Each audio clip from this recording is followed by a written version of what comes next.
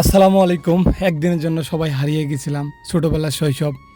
এখানে মাছ ধরা থেকে হাডুডু খেলা, ভাই ব্রাদার মিলে মজা মাস্তি, রান্না, মুড়ি ভোজ, জিলাপি খাওয়া থেকে শুরু করে সকল কিছুর আয়োজন করা হয়েছিল। সত্যি কথা বলতে কুয়েত প্রবাসী, সৌদি প্রবাসী, দেশে কর্মময় ব্যবসা, সরকারি চাকরি, সব ভাই ব্রাদার একখানে হয়েছিলাম। একদিনের জন্য নিজেদের ব্যস্ততা, জীবনের এই ব্যস্ততাময় জীবন সব কিছু ভুলে গিয়ে একটা দিন নিজেদের মতো করে কাটিয়েছি। সত্যি দিনটা অদ্ভুত, আনন্দময় ও আবেগঘন স্মৃতি রয়ে যাবে সারা জীবন।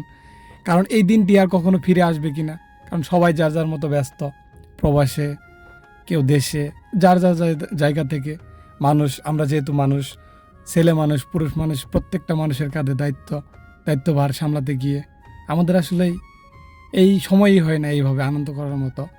একদিনের জন্য আসলে সত্যি রান্না বাড়ি থেকে শুরু করে নৌকা ভাড়া নিয়ে মাঝখানে চারপাশে নদীর মাঝখানে এইভাবে দ্বীপ চড়ে একটা দিন মাছ ধরা, হাত দিয়ে মাছ ধরা, তোরে জাল দিয়ে মাছ ধরা, হাডুডু খেলা, রান্না ইত্যাদি সব কিছু মিলে অদ্ভুত অদ্ভুত একটা পরিবেশ ছিল।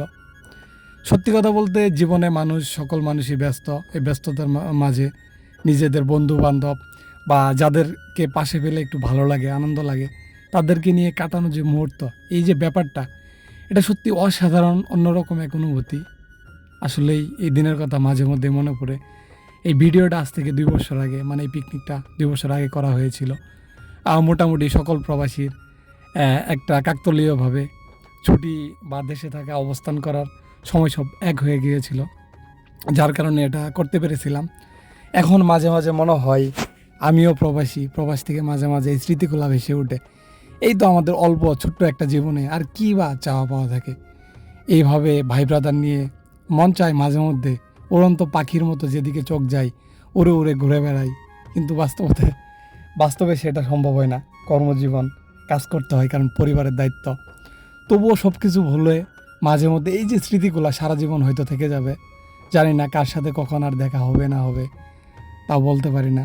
তবে চাই, মন থেকে চাই আবারও কোনো একদিন এইভাবে আয়োজন করা হোক। ধন্যবাদ সকল আয়োজনদের। আসসালামু আলাইকুম।